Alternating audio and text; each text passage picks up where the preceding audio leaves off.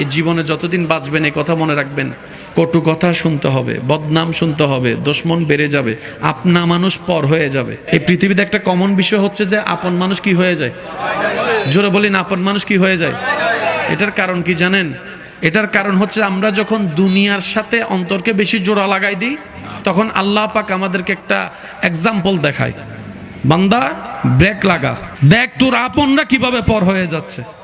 করোনাকালীন সেটার বাস্তব চিত্র বিশ্ববাসী দেখেছে, আপনরা কিভাবে পর হয়ে যায়, রক্তের মানুষ কিভাবে দূরে ঠেলে দেয়। করোনা তার বাস্তব সাক্ষী হয়েছে, কথা বলেন ঠিক কিনা? আল্লাহ পাক বলে দুনিয়াতে থাক, যা দরকার আমিই দিয়েছি, আমিই দিব, তবে দিলটা দুনিয়ার সাথে লাগাইস না, আশাটা কারো উপর করিস না। দিলটা আমার নবী মুস্তাফার প্রেম দিয়ে সাজিয়ে দিয়ে নিজের অন্তরকে, আমি রবের তাওয়াক্কুল দিয়ে অন্তরকে সাজা, আমি রবের দিকে দিলটা দিয়ে দে।